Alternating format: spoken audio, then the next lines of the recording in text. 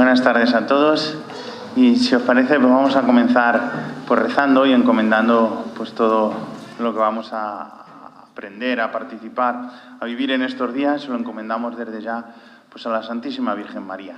A ella pues le pedimos que nos ayude, que nos acompañe, que nos ilumine. Dios te salve María, llena eres de gracia, el Señor es contigo.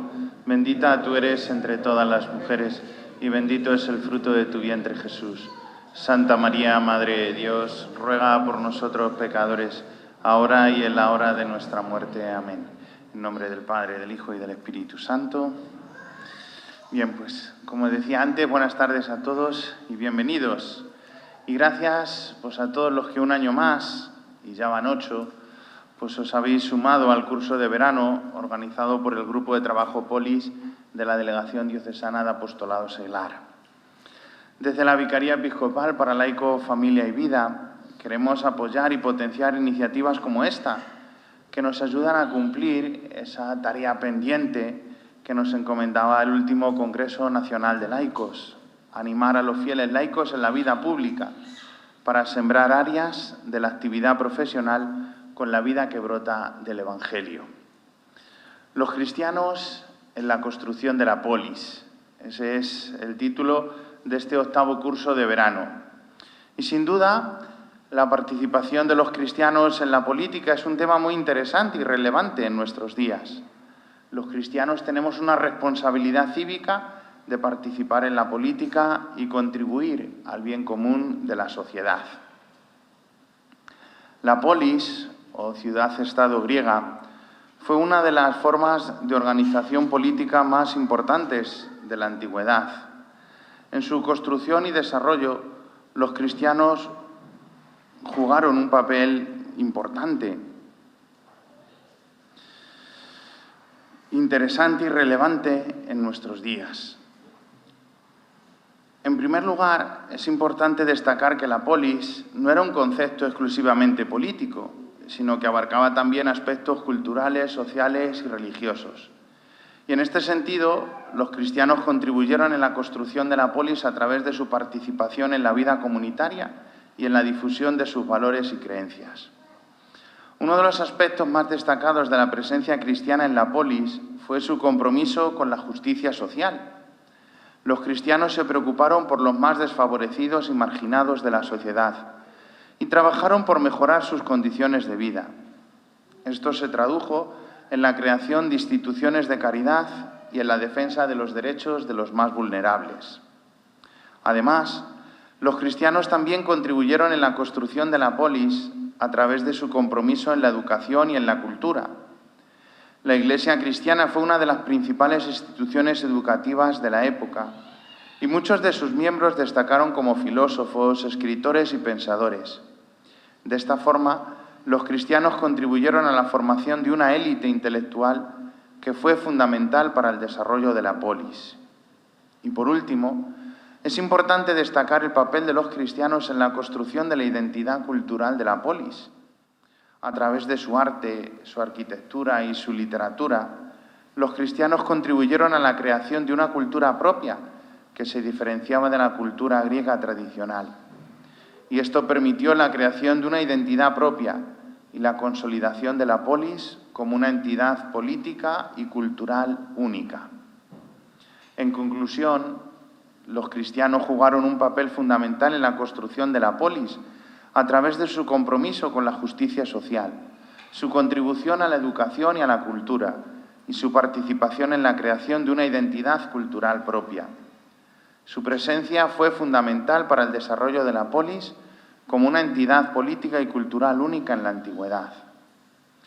Pues bien, después de hacer este pequeño y sencillo recorrido por la historia, me gustaría que todos los que participamos en este curso nos hagamos una pregunta. ¿Qué papel voy a jugar yo en la construcción de esta polis que me toca vivir?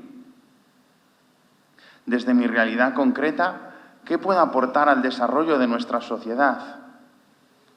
Y sin duda, creo que la clave para responder a estas cuestiones nos la da, como decía al principio, el Congreso de Laicos y sus dos palabras claves, sinodalidad y discernimiento, que son las que nos han de ayudar a responder a estos interrogantes.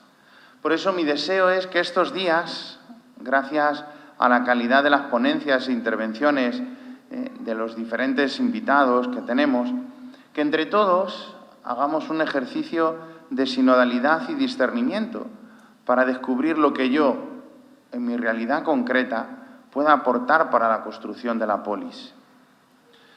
Y termino pues, dando las gracias a Isaac Martín, delegado diocesano de Apostolado Seglar, Alfredo Ruiz, coordinador del Grupo Polis, y a todo el equipo que hace posible la realización de este curso de verano. Y, cómo no, pues gracias a todos los que estáis aquí para aprender y seguir caminando juntos con alegría, como dice el lema de nuestra propuesta pastoral. Muchas gracias. Pues buenas tardes y muchas gracias por haber respondido a la convocatoria de este octavo curso de verano. ¿Se escucha bien? No sé si... Con este, vale. De este octavo curso de verano. Agradecemos especialmente la presencia ya también de María, de nosotros, por supuesto de Marcelo. No ha llegado todavía la otra ponente que iba a estar. Gracias, don Enrique, que nos preside, como decía, en nombre de nuestro arzobispo. Gracias a nuestro querido delegado de Apostolado Seglar, Isaac, por tu apoyo permanente. Gracias al Seminario Corazón de la Diócesis y a su rector por acogernos. Y, en fin, damos gracias a Dios que nos concede otro año más esta ocasión, este don que esperamos aprovechar. Desde la primera edición hemos vivido estos cursos como un gozoso encuentro de comunión, de formación y oración. Y esto es lo que les deseamos. Todo en este año tan político, en torno al tema de la política, del deseo de una mejor política, como reza el título, basándonos en ese capítulo 5 de la encíclica Fratelli Tutti del Papa Francisco. La mejor política, la mejor España. Ese es el lema electoral del PSOE. Casualidad, plagio. Bien, dejémoslo estar. Porque está claro que en este curso habrá actualidad. Y, sin embargo, estoy seguro de que lo que se nos va a exponer tendrá un mayor alcance. Nos va a permitir comprender mejor el presente, equipándonos para el futuro acerca de esta realidad tan compleja y multiforme, la política. Este curso pretende modestamente contribuir a acercarnos a las diversas dimensiones de esa realidad y así como ofrecernos pistas sobre cómo se proyecta sobre ella la doctrina social de la Iglesia, lo que nos permitiría formular propuestas valiosas de reordenación social, como por ejemplo en el ámbito de la política familiar, porque la doctrina social de la Iglesia tiene potencial para inspirar una política mejor. La mejor política, como ha dicho don Enrique, depende de nosotros. Sobre Polis, el grupo organizador, bueno, pues entiendo que casi todos nos conocéis, un grupo que dependemos de la Delegación de Apostolado Seglar, llevamos ya casi 10 años funcionando, organizando estas iniciativas, formándonos, rezando. Y en puertas de nuestro 10º aniversario les adelanto la iniciativa en la que estamos trabajando ya en serio y a la que les invitamos. Una peregrinación y visita cultural a la tumba del venerable Robert Schuman, padre de Europa, al Parlamento Europeo en Estrasburgo, la Selva Negra, en el año próximo, que será de elecciones europeas. En cuanto a cuestiones organizativas, tienen carteles con el horario pues, repartidos por el patio, en las puertas. Para cualquier duda, no obstante, se pueden dirigir a cualquiera de los polis, que, bueno, pues Jesús Manuel y María José, que estaban ahí en el check-in, en la entrada. Nuestra azafata Ana Cristina, perdón, sí, la tenemos allá, Ana Cristina, sí, todos la conocéis ya. De nuestro hospedero Leo, que ha hospedado a los durmientes. Javi, que con la ayuda de sus hijas, con la ayuda de sus hijas ha preparado esos carteles tan inspiradores sobre políticos cristianos a cuya intercesión encomendamos los frutos del Congreso, y a los demás polis que estamos por acá, pues nos vais a ir conociendo, presentando, etcétera, etcétera, etcétera. Muy importante, tenemos máquina de café, de refrescos y sobre todo de agua. Hoy todavía puede no ser necesaria, mañana va a ser imprescindible, no se deshidraten. Hay que recorrer un cierto laberinto, pero bueno, pregunten a cualquier polis para llegar y pídanos agua, si no, pues ya les diremos cómo llegar. Contamos con la mesa de libros que han visto, en la cual está el reciente libro de nuestro primer ponente, que bueno, pues está recién salido del horno prácticamente. Servicios. Servicios tienen justo a la entrada, enfrente, y luego siguiendo un pasillo, cruzando una puerta, tienen también más servicios. No hay problema de servicios. Después de esta primera ponencia, nos iremos a la Capilla Grande, aquí abajo, continuando este mismo pasillo, a la Capilla Grande a celebrar la Eucaristía. Mañana, sin embargo, porque hay coincidencia con un retiro, será en otra capilla. Y un aviso, después de la cena, que la cena, pues, bueno, será cuando haya terminado la Eucaristía, la cena es justo debajo de esto, les ruego que estén a las 10 menos cuarto en la puerta para poder llegar a tiempo al comienzo de la visita cultural. Entonces, pues eso, habrá su sobremesa, habrá tiempo, entiendo, pero la continuamos ya en el paseo de la visita. Así que comenzamos ya. Miguel Ángel tiene la palabra como presentador de don Marcelo López Cambronero, y muchas gracias a todos. Bueno, intentaré hacer una presentación de la presentación lo más breve posible para no robar tiempo al libro, que es lo importante en este rato.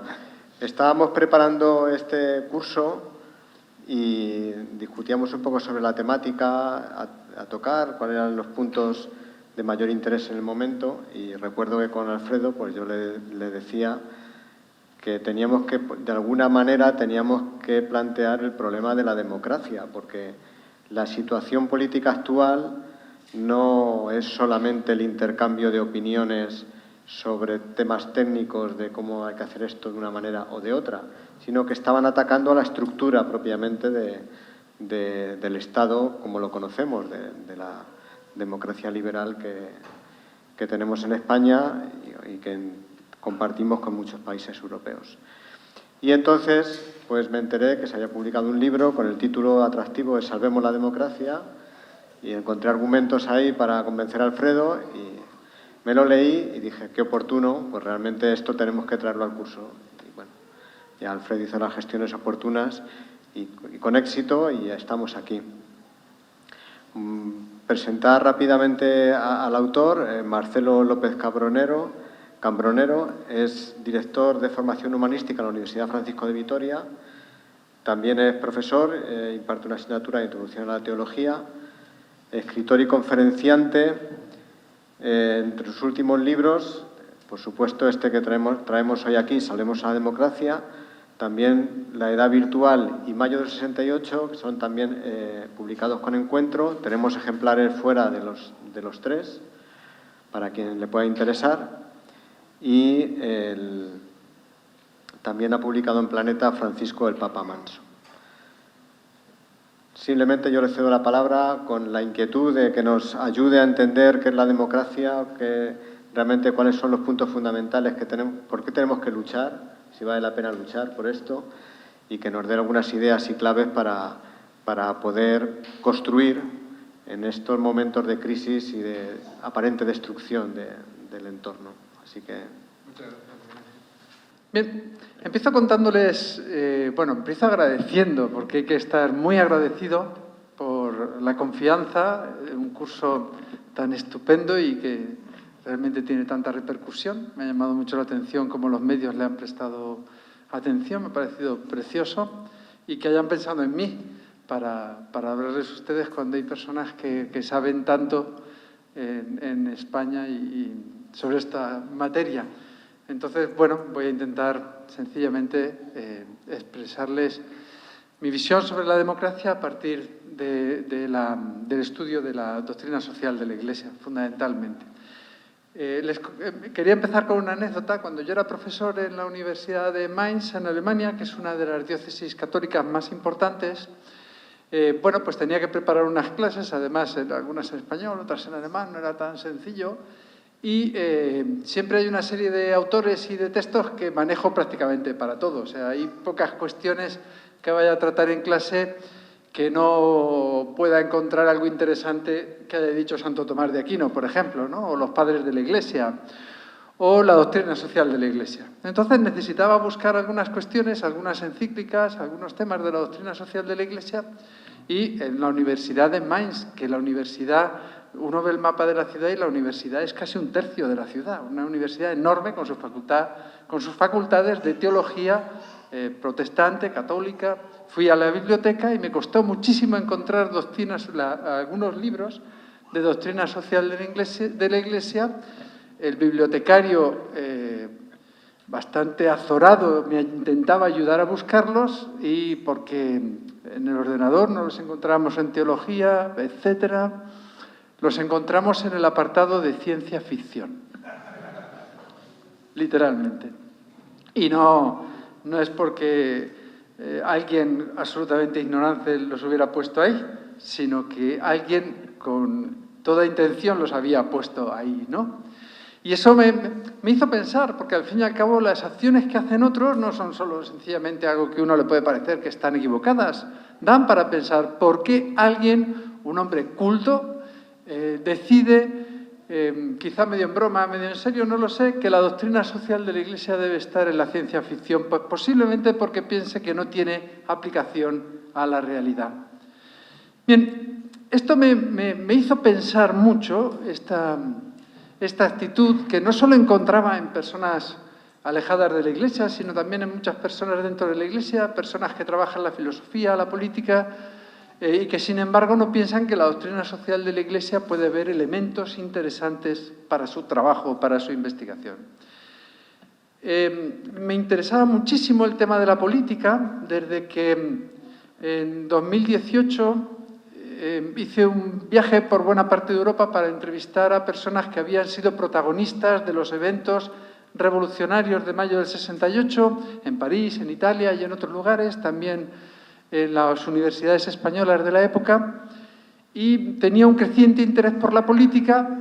Empecé a leer muchos libros sobre política y sobre democracia, y empecé a sentirme bastante desilusionado porque la mayoría de estos libros, tanto escritos en España como escritos en el mundo anglosajón, volvían a repetir más o menos las mismas ideas tradicionales del mundo anglosajón sobre la democracia liberal, explicaban qué era la socialdemocracia y explicaban la política contemporánea con unos moldes que procedían de la Segunda Guerra Mundial y que me parecían completamente ineficaces y además tergiversadores para entender la política contemporánea.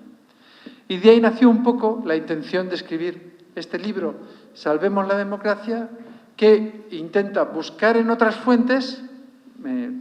Los primeros capítulos tratan casi de física teórica, un poco particulares, y después actualizar la doctrina social de la Iglesia para dar un mensaje político que creo que es completamente contemporáneo.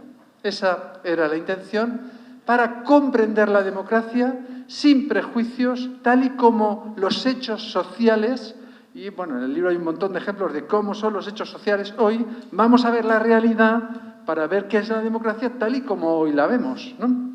Y los resultados, pues bueno, ciertamente, si miramos la realidad desprejuiciadamente o intentamos hacerlo desprejuiciadamente, son un poco llamativos. Vamos a empezar con un par de ideas que hay muchas personas que tienen asentadas con respecto a la democracia y que considero que son erróneas. Empecemos por un ejemplo, dialogando entre nosotros. Por ejemplo, ¿ustedes creen que en Cuba hay elecciones libres, votaciones libres, con sufragio universal y secreto, en las que se puede presentar la persona que quiera a las elecciones y cualquier persona le puede votar a quien quiera con absoluta libertad, seguridad y secreto? ¿Qué les parece? Todo el mundo me dice que no. Sí, en Cuba se vota.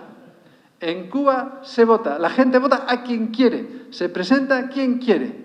Y los electores votan entre 10.000, 12.000 candidatos, la verdad es que no sé el número exacto, y después el Partido Comunista elige dentro de ese número a los que van a formar parte del Parlamento. Los cubanos dicen que ellos votan pero no eligen. Pero votar, votan, solo que no eligen.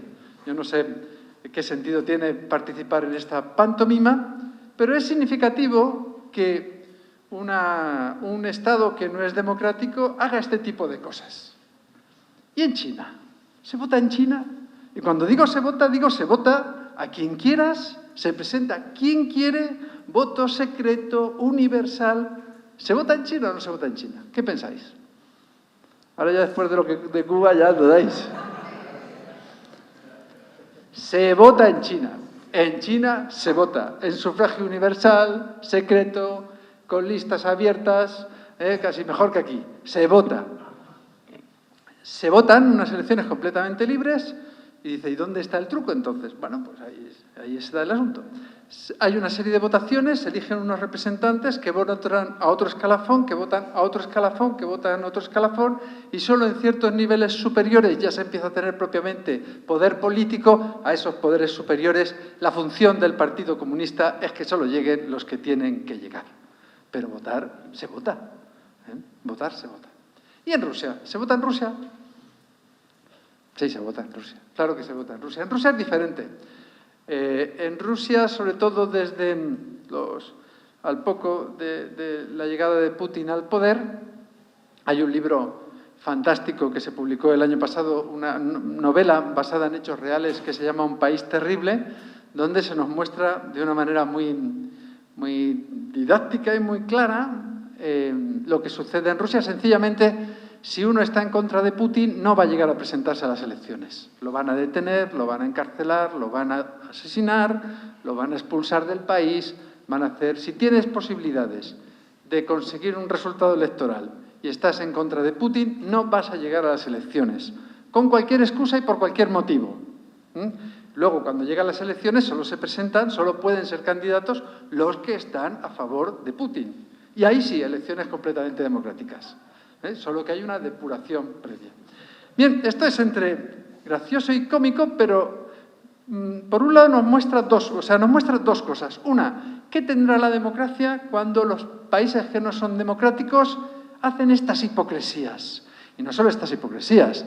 Por supuesto que en la Constitución cubana se afirma el derecho a la libertad de prensa y a la libertad religiosa, y en la de China y en la de Rusia, y uno la lee y ve todo tipo de hipocresías en su texto y de declaraciones grandilocuentes y completamente falsas. Pero dice, ¿y por qué?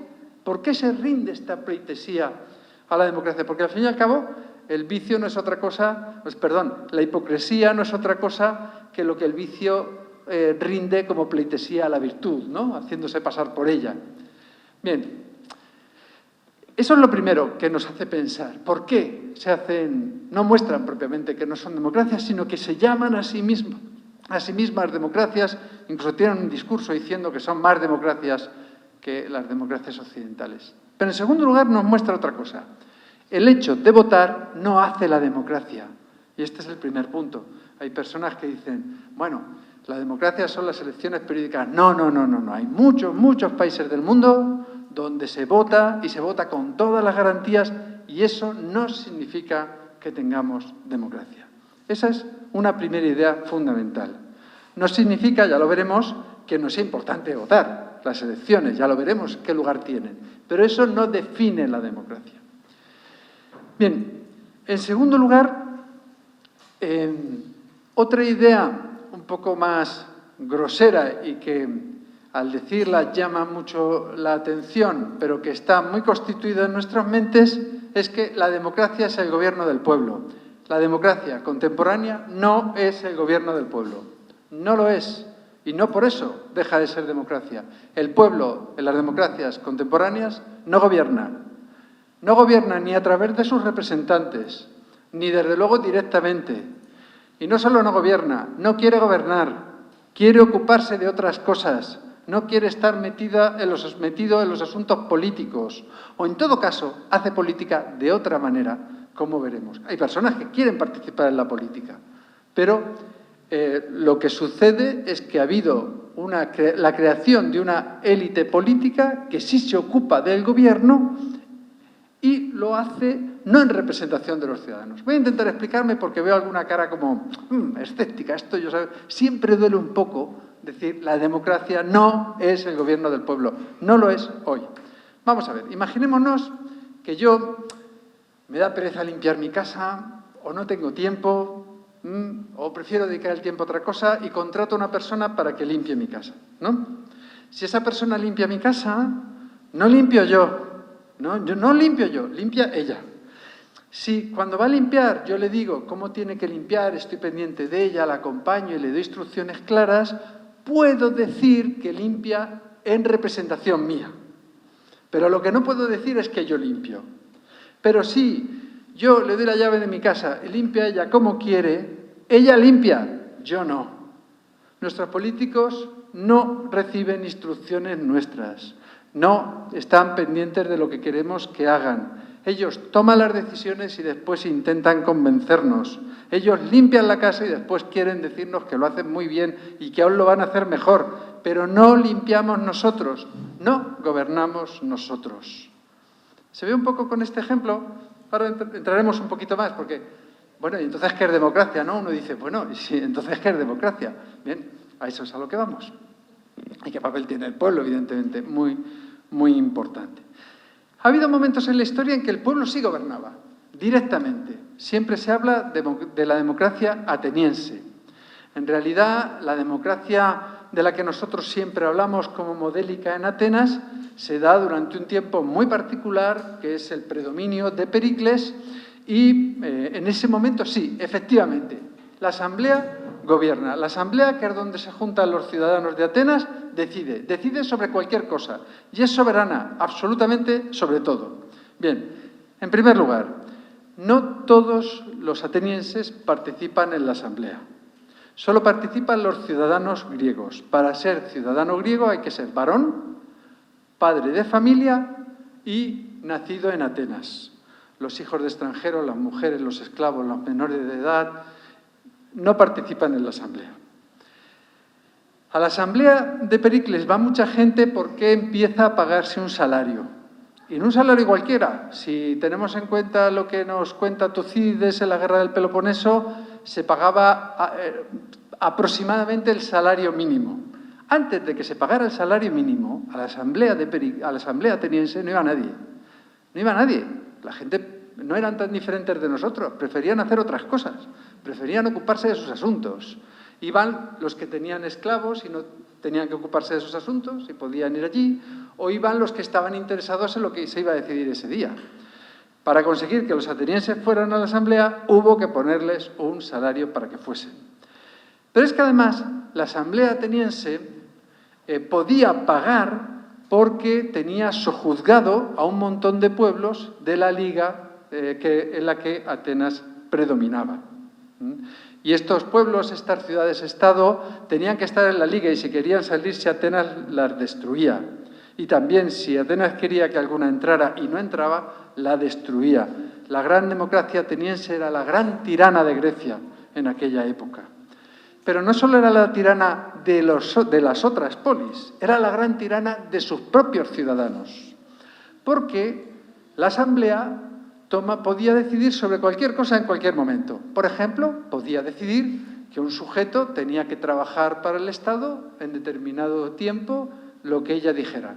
Y lo que decidiera la asamblea, nadie podía contradecirlo. Por ejemplo, una ley que yo considero bastante gravosa y que decidió la asamblea, y es que todo ciudadano ateniense tenía la obligación legal de casarse. ¿No? Que si uno quiere me parece muy bien. Obligado es duro de aceptar. Tenía la obligación de casarse. Después decidieron que si alguien tenía que irse fuera de Atenas no podía llevar un petate con más de 3 mudas. ¿Por qué? Porque a la asamblea le salió así de sus narices y no había ningunos derechos humanos, ninguna libertades individuales. Podía decidir absolutamente lo que quisiera. Podía decidir que un campo de olivos, son hechos reales, porque a la asamblea le parecía que era un campo de olivos muy bonito, iba a estar ofrecido a Atenea y que por lo tanto ya no se podía ni podar ni recoger. Y su dueño no tenía ningún tipo de derecho. Y como el dueño en concreto, en este caso, fue a podar sus olivos, lo condenaron a muerte. Es decir, cuando tenemos un régimen asambleario en el que los ciudadanos pueden decidir sobre cualquier cosa de la vida privada o de la vida pública, no tenemos Estado de Derecho. Y aquí ya tenemos algo que la democracia necesita, un Estado de Derecho. No puede estar al arbitrio de las mayorías, no puede estar, los que están en el poder no pueden decidir sobre cualquier cosa. Nuestra vicepresidenta Yolanda Díaz dijo una vez que la soberanía española reside en el Congreso y en el Senado. Eso es una barbaridad. La Constitución española dice que la soberanía reside en el pueblo español y se expresa en las instituciones del Estado. Y por eso el Congreso no puede votar lo que le dé la gana, porque hay unas normas jurídicas que tiene que respetar. Hablaremos de esto, pero ya vamos al primer principio. El Estado de Derecho es fundamental para que exista democracia y la democracia no significa que el pueblo gobierne. De hecho, como digo, una de las características de las democracias contemporáneas, pero esto no es un descubrimiento reciente, ya lo decía un gran filósofo y politólogo, Benjamin Constant, a finales del siglo XIX, en La democracia de los antiguos y la libertad de los antiguos y la libertad de los modernos, una conferencia que impartió en el Ateneo de París. Una de las características fundamentales de la democracia es que el pueblo no quiere gobernar y por eso contrata a la señora de la limpieza. Perdonen el ejemplo, ¿no? Contrata a una persona para que se dedique a gobernar. Bien, ¿qué es entonces la democracia? Bien, voy a hacer el titular y luego lo explico, por cuestiones, porque me parece mejor, ¿no? La democracia es un sistema de gestión y reparto del poder. Todo sistema político, todo modelo político es un sistema de gestión y reparto del poder. Recoge el poder y lo reparte. Si estamos en una tiranía donde hay uno solo que es un tirano sobre todos los demás, el poder se lo queda a él y les da a los demás unas migajas. Si estamos en una oligarquía donde hay unos pocos que gobiernan, pues ellos se quedan en el poder y el pueblo prácticamente no tiene poder. Lo que caracteriza a la democracia es que coge el poder y lo reparte generosamente entre sus ciudadanos. Se lo da al pueblo. No es que el pueblo gobierne, el pueblo lo que recibe es poder de las instituciones, recibe más y más poder. Bien, pero ¿de qué hablamos cuando hablamos de poder? Es uno de los grandes temas filosóficos contemporáneos. Va uno a una librería y se encuentra 17 libros, una librería buena, de filósofos que están escribiendo sobre el poder. Yo voy a dar una definición sencilla porque me parece que la mejor manera de entender las cosas de las que tenemos experiencia es entenderlas en la propia experiencia. ¿Qué es tener poder? Pues en la experiencia de cada uno de nosotros, tener poder es poder hacer. ¿Qué es el poder? El horizonte de mis posibilidades de acción. Lo que puedo hacer. Eso es el poder. A veces pensamos que el poder es la capacidad de dominar a otros o de influir sobre otros. Sí, es parte del poder. Si puedo influir sobre otros, es parte del poder. Pero si podemos venir hoy aquí a hablar de democracia, pues eso es parte de nuestro poder. En muchos países del mundo esto sería imposible. Estaríamos ahora mismo todos detenidos por juntarnos a hablar sobre política y sobre democracia. Pero en un país democrático podemos hacerlo. Y podemos salir por Toledo y comprar lo que queramos y podemos coger el coche e irnos a cualquier otro lugar de España porque tenemos ese poder. El poder es la capacidad de hacer cosas. También es el poder adquisitivo. Tener el dinero es una forma líquida, una forma sencilla de medir el poder, ¿no? Entonces, si yo voy ahora a una tienda donde venden Ferraris, voy a descubrir que no tengo poder para comprarlo. Otras personas sí lo tienen. Ese es el poder adquisitivo. El poder nos rodea completamente, porque consiste en lo que podemos hacer. Es diferente de la libertad. Es diferente de la libertad, porque yo a lo mejor voy a Ferrari, lo dudo, a Porsche también, pero igual voy a Volkswagen y me encuentro que un coche pequeñico lo puedo comprar. Pero luego está que ejerza ese poder. Es decir, cuando introduzco la voluntad y decido, voy a hacer esto o no voy a hacerlo, eso es la libertad. El primer paso de la libertad. La libertad es mucho más, ¿no? Pero es por distinguirla del poder. Poder es la capacidad de hacer cosas. Y lo que hace la democracia es que los ciudadanos que viven en democracia pueden hacer un montón de cosas. Y a veces, cuando criticamos la democracia, no nos damos cuenta de la cantidad de cosas que podemos hacer que en otros países no pueden hacer.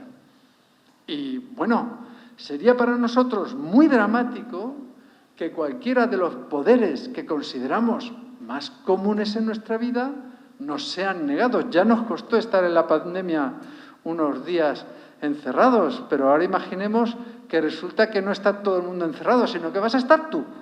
¿Por qué? Porque lo dice el Estado, ¿no? Te voy a quitar arbitrariamente el poder. En democracia esto no debería poder suceder, ¿no? Pondría en riesgo la existencia de la democracia. La característica de la democracia es que reparte entre sus ciudadanos. Luego, la forma de repartir el poder puede ser que encontremos democracias mejores o peores, ¿no? Pero bueno, eso ya lo iremos viendo y también tendremos tiempo para el diálogo. Bien, vamos a partir de ahí para intentar explicar qué es la democracia. Ya hemos dicho que tiene que ser un Estado de Derecho. Volveremos a eso. La idea central es que es un sistema de gestión y reparto del poder y que, por lo tanto, uno de los síntomas o indicadores fundamentales para entender si existe una democracia es que la gente puede hacer cosas. Puede hacer cosas que en otros regímenes no puede hacer, ¿no? Pero no es solo eso. Si nosotros damos mucho poder a los ciudadanos, una de las cosas que va a suceder rápidamente es que va a haber conflicto. Lo pongo con un ejemplo tonto. Si yo soy el único que puede conducir en Toledo, no necesito semáforos ni señales de tráfico, iré donde me dé la gana súper a gusto, si solo yo tengo el poder. Pero si reparto el poder entre los ciudadanos y digo, vamos a hacer políticas, es decir, vamos a repartir el poder lo más posible, vamos a hacer que todo el mundo que cumpla unas condiciones mínimas pueda conducir. Eso es lo que hacemos.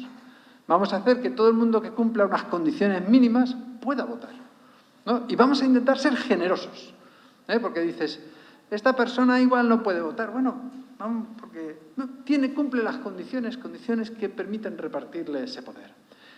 Bueno, pues yo puedo conducir y soy el único, pero si podemos conducir todos, y no digamos Toledo, no sé cómo estará el tráfico en Toledo, pero yo vengo de Madrid, ¿no? Y está bonito de ver. Cuando mucha gente conduce, pues lo que hay es conflicto. Y si no tuviéramos un sistema jurídico, que es el Código de Circulación, imagínense lo que pasaría. En cada esquina habría dos personas peleándose por quién pasa primero y muchas de esas peleas llegarían a las manos. Es decir, el reparto del poder genera conflicto social. Genera conflicto en todos los ámbitos. El Código de Circulación es un ejemplo, pero las elecciones nacen como una manera de solventar un conflicto, que es quién gobierna. Antes se decidía a palos. En Inglaterra, durante mucho tiempo, cuando gobernaba el Partido Liberal, todos los conservadores tenían que exiliarse al norte de Francia. Y cuando gobernaba el Partido Conservador, todos los liberales tenían que exiliarse. Y al que se quedaba lo mataban. Uno de los primeros avances de la democracia fue solventar el conflicto del ejercicio del poder estatal a través de un método pacífico. A veces había elecciones más o menos ciertas, a veces, como sucedió en España, durante mucho tiempo, pues las elecciones estaban maquilladas para que hubiera una alternancia entre los partidos que llegaban a un acuerdo para alternarse. En todo caso, era una manera de evitar ese conflicto, que es la violencia para ocupar el poder. El poder va a provocar conflicto social. En las sociedades donde el poder se limita en su reparto hacia los ciudadanos, hay menos conflicto social. Y claro, la gente dice, oye, yo paseo por China a las 3 de la mañana y me siento muy seguro. Sí, claro, porque no eres tú que eres turista quien pasea, no le dejan pasear a nadie más, por ejemplo, ¿no? No, dice, no, yo en mi resort cubano no siento que aquí haya inseguridad, ¿no? Claro, ahí no, seguro que no. Porque no se reparte el poder. Pero si ya reparto el poder entre toda la gente, va a haber conflictos. Va a haber conflictos de todo tipo. Y en esos conflictos va a suceder que algunos van a ir ganando y van a acumular más poder. Y otros van a ir perdiendo y van a acumular menos poder. Esto lo podría explicar con Thomas Hobbes y tal, pero sería un poco hacerme el cultureta y no es necesario realmente. Todos entendemos que si yo le digo a todo el mundo, todos podéis montar empresas, todos podéis ser emprendedores, todos podéis tener una gran libertad en el modelo económico. Hay personas que van a ganar y personas que van a perder. Personas que cada vez tendrán más poder adquisitivo y personas que perderán poder adquisitivo. Y la democracia como no es solo un sistema de gestión, también es un sistema de reparto del poder. Entonces, parte de lo que hace la democracia es intentar que nadie se quede fuera de juego, ¿no? Este es uno de los principios básicos también de la doctrina social de la Iglesia. Hay que procurar que no haya gente, no haya personas que pierdan tanto poder que no sean capaces ya ni de utilizar el que tienen. Hay que darle poder a los ciudadanos. Como hay personas que acumulan mucho poder, si acumulan mucho poder pueden poner en riesgo la libertad de los demás. Porque uno de los principios básicos de la naturaleza humana, no necesario, no es ciencia absoluta, pero sí que es una inclinación de lo que diríamos es el pecado original, es que siempre queremos tener más poder. Yo sé que hay personas que no, que lo que hacen es dar el poder. Santa Teresa de Calcuta, muchas personas. No puede decirse que sea una norma universal. Pero yo les hago una pregunta y si son tan amables me contestan. ¿Quién de ustedes prefiere cobrar un poquito más de salario el mes que viene? Se ríen, no es necesario, ¿no? Las dos manos y el pie, ¿no? Bien.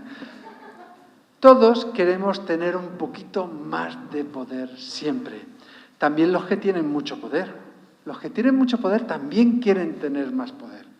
Y si ese poder se acumula tanto, puede ser que haya personas que ya no puedan tener más poder a no ser que se lo quiten a otros. Pensemos, por ejemplo, en el Estado. Si el Estado acumula mucho y mucho poder y las personas que llevan los mecanismos del Estado quieren tener más poder y poder hacer más cosas y su proyecto político llevarlo hacia los demás y resulta que a lo mejor no encuentran tanto apoyo público como desearían, tienen la tentación de imponerse de muy diversas maneras. Por ejemplo, yo he escuchado, igual ustedes también, a un diputado, en este caso de Podemos, yo perdonen que diga nombres políticos y nombres, pero cada uno por lo que dice, pues ya está, lo ha dicho, sabrá por qué lo ha dicho. Un diputado de Podemos diciendo, hay mucho tráfico a la hora de ir al colegio, hay mucho tráfico. Esto se eliminaría si nosotros no les diéramos a las familias el poder de llevar a sus hijos donde quieran. Vamos a decidir nosotros a dónde va a ir cada niño al colegio, no por el bien de la educación de los niños, eso lo he añadido yo, no lo dijo él, sino según la mejor regulación del tráfico, ¿no? De tal manera que te voy a decir a dónde vas a llevar a tus hijos para evitar en lo máximo el atasco. Porque, claro, si yo le doy a la gente el poder de llevar a sus hijos donde quiera, uno de los efectos que provoca es el conflicto en el tráfico, ¿no? El conflicto del tipo, en la puerta del colegio, muchos coches que aparcan mal, en doble fila, en triple fila, dejan a los niños, van corriendo, no sé qué, no sé cuántos. Claro, provoca conflicto. Vamos a quitarles ese poder y se acabó el conflicto. Es siempre una tentación. Vamos a quitar el poder y se acabó el conflicto. Es la tentación totalitaria. La tentación totalitaria es decir que vamos a acabar con los conflictos. Nadie que diga que va a acabar con un conflicto sin más, con un conflicto social, tiene un fondo democrático. El demócrata piensa, vamos a gestionar el conflicto. Por más que me duela, por muy en desacuerdo que esté contigo, lo veremos hacia el final. Vamos a ver cómo gestionamos el conflicto. Porque si tú piensas distinto de mí y yo quiero eliminar el conflicto, tengo que eliminarte a ti. Eliminar el conflicto en política, en el ejercicio del poder, supone siempre el uso de la violencia. Más o menos explícitamente supone el uso de la violencia. Por lo tanto, tenemos que tener cuidado, es uno de los principios de la democracia liberal básica, de aquellos lugares donde se acumula demasiado el poder. Hay que tener sistemas de control. No puede haber democracia, no puede pervivir la democracia si no hay buenos sistemas de control del poder. Y cuanto más poder se acumula, más afinados y más precisos tienen que ser los sistemas de control. Y si el Estado en Europa acumula muchísimo poder, tiene que estar muy controlado para que lo ejerza según las leyes, para que lo ejerza según competencias regladas, estructuradas y se dé cuenta de aquello en lo que se está utilizando ese poder. Bien, uno de los principios de las democracias, controlar el poder, el miedo al poder. Pero en las democracias contemporáneas sucede algo singular que no ha pasado antes. Nuestras sociedades tienen sueños tan grandes, tienen aspiraciones tan gigantescas, enormes, que es preciso acumulaciones increíbles, ingentes, espectaculares de poder para conseguir estos fines. Por ejemplo, resulta que nuestras sociedades quieren que todas las personas puedan tener atención sanitaria gratuita. Queremos ese sueño, queremos cumplir eso, que todo el mundo pueda tener asistencia sanitaria gratuita. Entre otras cosas, porque una de las formas que tiene la democracia de dar poder es dar salud. Si tenemos más salud, si vivimos más años y en mejor estado, desde luego que vamos a poder hacer muchas más cosas. Vamos a tener un horizonte de poder más grande. Pero si quiero conseguir eso, tengo que coger un montón de recursos inmobiliarios, técnicos, educativos, tecnológicos y concentrarlos, porque un hospital es una acumulación inmensa de poder.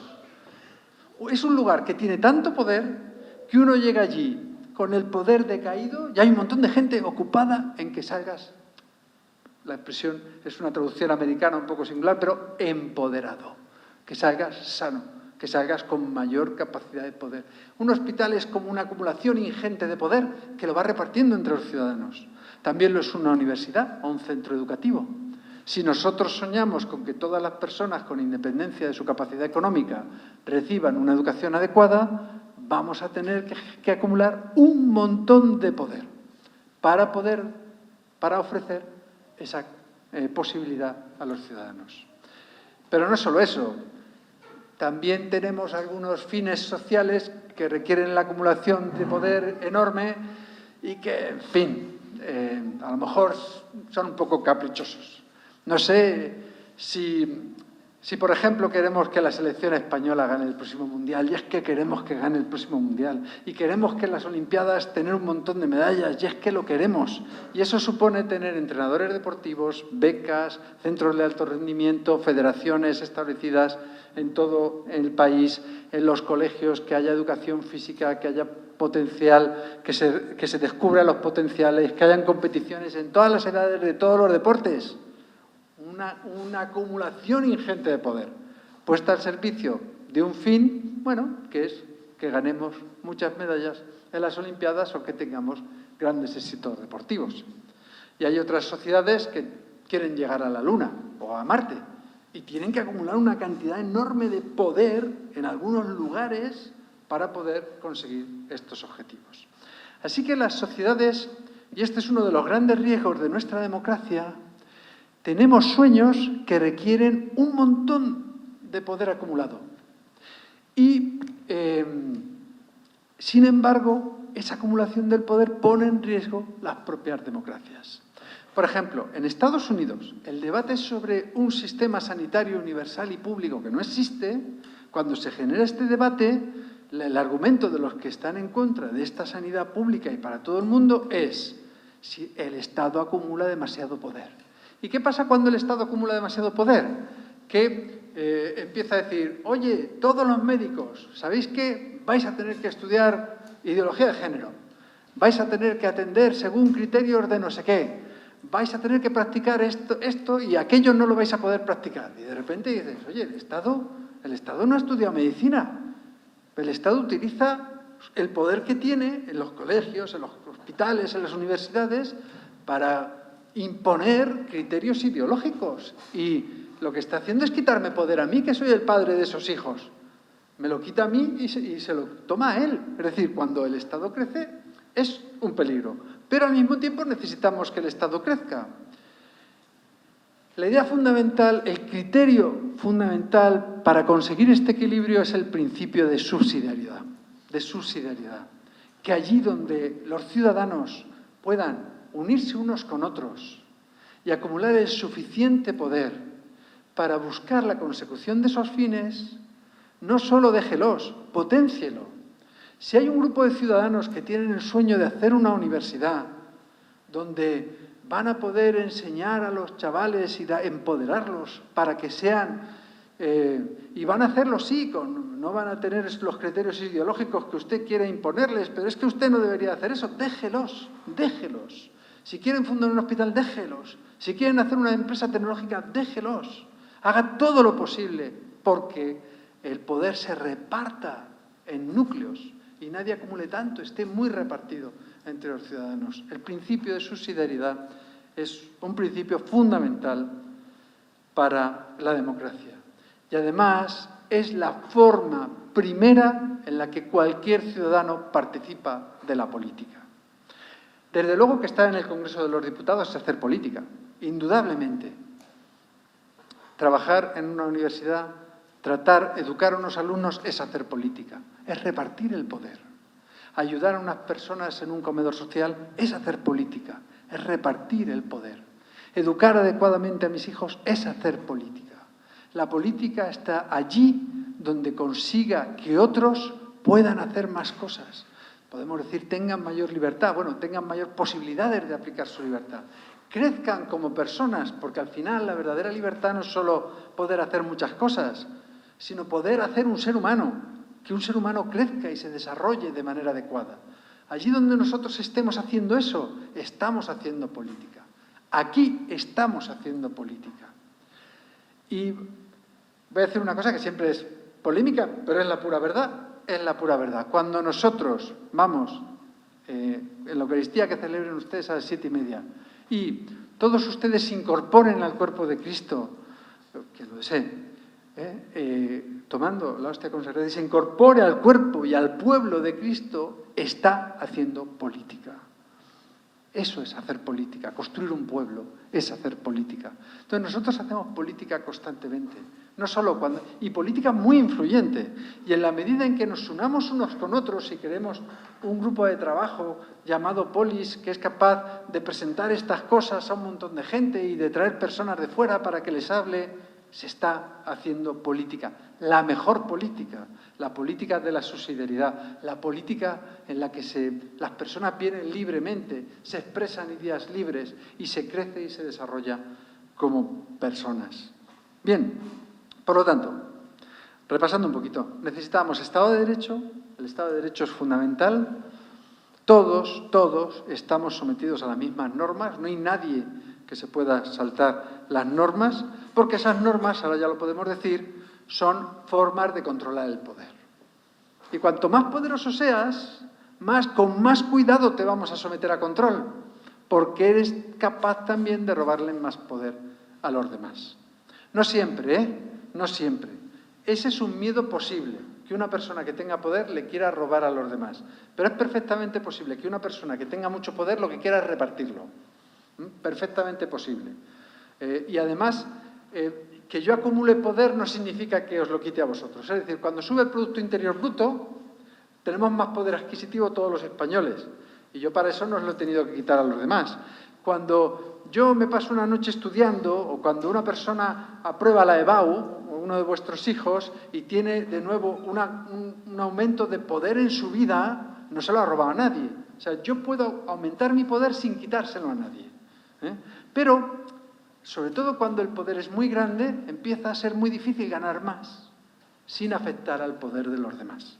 Y empieza a aparecer la tentación de sojuzgar a los demás para aumentar mi propio poder. Por lo tanto, uno de los principios democráticos es controlar allí donde hay mucho poder. Y especialmente, y es la pura verdad, donde más poder se acumula en las sociedades europeas es en el Estado. Cuando me encuentro a personas que dicen, no, el Estado tiene que tener más poder, más poder, más poder, y solo tiene que haber educación pública, y solo tiene que haber hospitales públicos, y vamos a coger estos sectores empresariales y los vamos a hacer públicos. Eso, lo que está diciendo esa persona es, voy a quitaros poder, os lo voy a quitaros más, os voy a quitar el poder de educar a vuestros hijos, os voy a quitar el poder de elegir médico, os voy a quitar poder. Y además me dice, no, y eso lo voy a hacer para evitar el conflicto no social, que supone que la gente tenga poder. Bien, eso evidentemente no es un pensamiento democrático, es un pensamiento antidemocrático. Lo sepa la persona que lo diga, que lo dice, o no lo sepa. Ahí nunca hay un verdadero afecto a lo que es la democracia. Bien, otro elemento fundamental, ya voy acabando, para que exista la democracia, por supuesto, son los derechos humanos, las libertades fundamentales. Son esenciales para que exista la democracia, pero hay que decir que ellos son sencillamente el mínimo de poder que se asegura a los ciudadanos. Vas a poder participar en asociaciones y fundarlas, vas a poder hacer periódicos y fundarlos, vas a poder practicar la religión que quieras. Los derechos y libertades fundamentales no son más que decir, este espacio de poder lo voy a asegurar a todo el mundo. Durante mucho tiempo se ha pensado que ese espacio de poder tenía como una muralla alrededor. Los teóricos lo llamaban el coto vedado, que significa que una vez que se ha creado, no se toca. He dicho, todo el mundo voy a darle un poder básico para que tenga a los demás, la vida. Y una vez que lo he vallado, ya no se toca. Nosotros, cuando hablamos, como ha hablado Miguel Ángel, de que estamos en una situación en la que percibimos que los principios básicos de la democracia se están tambaleando, es porque nos damos cuenta de que alguien ha roto ese muro y de que ahora los políticos consideran que pueden, solo con su mayoría, intervenir, entrar dentro de ese coto aparentemente vedado y modificar los poderes básicos, el mínimo de poder que tienen que tener los ciudadanos. Y de esta manera se adjudican el derecho, el poder de decidir quién puede vivir y quién puede no vivir, o al menos de introducir una serie de criterios para que se establezca quién es ser humano, quién no es ser humano, o otra serie de cosas. Cada vez vemos cómo entran más en ese coto vedado. No quiero entrar en esa discusión, pero sí que seamos conscientes de que la medida en que esos derechos fundamentales forman parte de las discusiones políticas y de las decisiones que puedan tener las mayorías, las democracias están seriamente en peligro, porque nos están quitando los aspectos más básicos de nuestro poder como ciudadanos. Y por último, para terminar, he ido un poco deprisa, pero bien, más o menos bien, sí, soy un poco fogoso, un poquito. Bien, una de las ideas fundamentales en cuanto uno empieza a hablar de que la democracia es el reparto y la gestión del poder, es decir, darle poder a los ciudadanos, ¿qué caracteriza fundamentalmente a la democracia? Que hay una serie de sujetos con la pala, cogiendo poder y dándoselo a los ciudadanos. Entonces, muchas personas dicen, bueno, esa definición de la democracia es relativista. Bien, la democracia no puede ser relativista. Es imposible, es incompatible que haya democracia y que haya relativismo. La democracia solo puede subsistir si existe la conciencia de un bien que a lo mejor tú quieres conseguir o crees que puedes conseguir de esta manera. Y yo creo que puedo conseguir de otra. Y por eso discutimos, ¿no? Y para no pelearnos vamos a decidirlo a través de las elecciones. Sí, sí, pero porque creemos que existe un bien, porque creemos que podemos ir hacia lo mejor, porque creemos que hay valores que hay que respetar, porque creemos que hay virtudes que es bueno que las personas tengan. Yo pienso estas, yo otras, de acuerdo, pero pensamos que hay un bien. Y porque existe una realidad externa a nosotros que nos permite discutir, ¿no? Y poner ejemplos y decir, yo creo que debería de gestionarse así o asá, y podemos comparar con la realidad. Por eso puede existir la democracia. Porque si diera igual la opinión de cada uno, si todo fuera relativo, si no existiera la realidad, si no existiera el bien, ¿para qué queremos el Parlamento? ¿Para qué dialoguen los políticos? ¿Para qué estamos nosotros aquí juntados hablando de lo que es la democracia? Si la democracia no es, que es lo que dice el relativismo, que la democracia es lo que a cada uno le parezca. Entonces la política no sería más que una especie de teatro, que a veces lo parece, en el que decimos lo que creemos que conviene en cada momento solo para tener más votos. Pero eso no es democracia, porque lo que se quiere es sencillamente acumular el poder. No se quiere acumular el poder porque se tiene el proyecto de repartirlo mejor. Yo quiero gobernar en mi pueblo porque al ayuntamiento de mi pueblo entran, por decir cualquier cifra, 5 millones de euros y creo que yo voy a repartirlo mejor entre los ciudadanos que el otro. Creo que lo voy a repartir mejor porque yo creo que mis ciudadanos lo que necesitan es parques para poder ir con sus hijos al parque, o cualquier otra cosa para que puedan hacer más cosas. ¿Se ve? ¿Se ve la cuestión? Pero si yo no pienso que eso es el bien, si yo no pienso que exista el bien, yo quiero tener los votos solo por mi interés personal.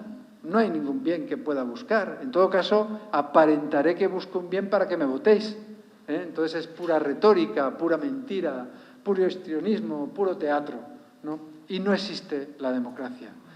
La democracia solo puede tener sentido si hay un cierto, al menos, número de políticos, sean los más visibles o otros que no son tan visibles, como suele suceder, que están dispuestos a buscar juntos el bien. ¿Se ve un poco la cuestión? Vale. Entonces, la democracia no puede ser relativista, no puede serlo. Pero la democracia tiene que aceptar que sí que hay diferentes puntos de vista. Ahora, tenemos que entender qué significa la diferencia entre los puntos de vista, porque esto a veces no lo comprendemos y es decisivo. Voy a empezar con un ejemplo tonto, ¿vale? Pero como son ejemplos que luego escalan hasta permitir entender ideas más complejas. Imaginemos que van a entrar a esta maravillosa catedral que tenéis, que envidia me dais. Bueno, la de Madrid no está mal, pero yo soy de Albacete y ahí no puedo competir, ¿no? Tenemos catedral, pero no es lo mismo. Bien, a esta magnífica catedral de Toledo entran un niño que va de la mano de su padre es historiador del arte, sabe muchísimo de arte, pero no es creyente, y detrás de ellos entra un sacerdote que tiene una espiritualidad importante, pero no sabe especialmente sobre historia del arte, ¿no? Cuando entran los tres, la primera impresión que reciben es la enormidad de la catedral, las luces, los colores, los olores. Reciben lo mismo de la realidad. El niño, su padre y el sacerdote. ¿Sí o no? Las mismas impresiones, tocan la misma madera, pisan el mismo suelo, ven la misma luz. Para el niño son un montón de impresiones que no acaba de entender y que se limita a disfrutar, ¿no? Y entonces el niño ve que el espacio es grande y lo que hace es correr, ¿no? Se limita a disfrutarlo. El padre tiene algo más, tiene otro punto de vista. Mira la catedral y se da cuenta de las soluciones arquitectónicas que han elegido, de cómo han construido una capilla o la otra. Ve el coro, las arquivoltas, ve las cúpulas, etc.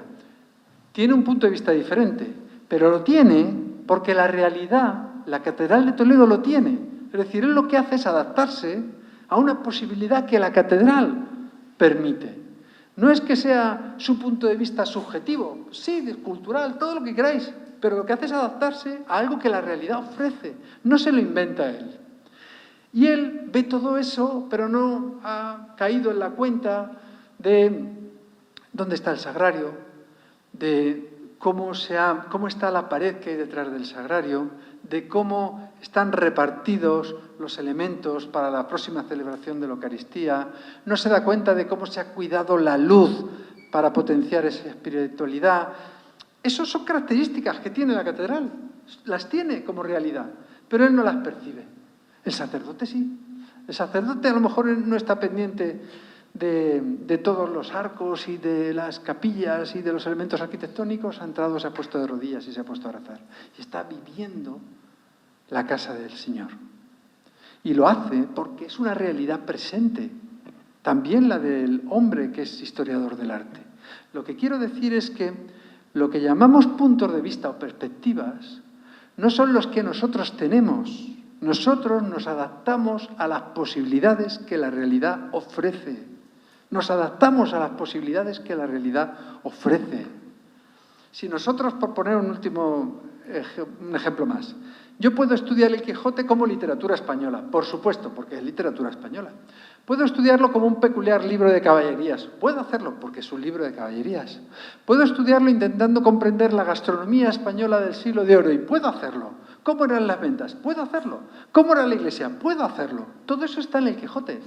Puedo estudiar las ediciones del Quijote para ver los diferentes tipos de letras que se han utilizado en las ediciones y ver los cambios del gusto estético en la tipografía. Puedo hacerlo, es una característica que tiene el Quijote.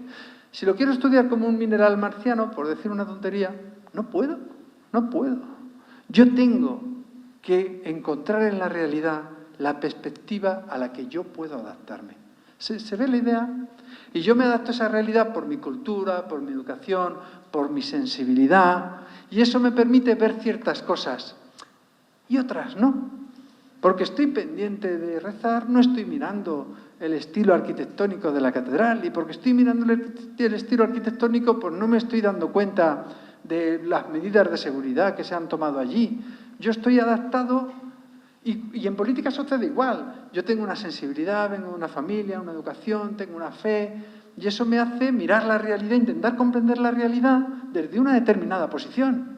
Y sé positivamente que hay aspectos de la realidad que desde mi perspectiva no veo.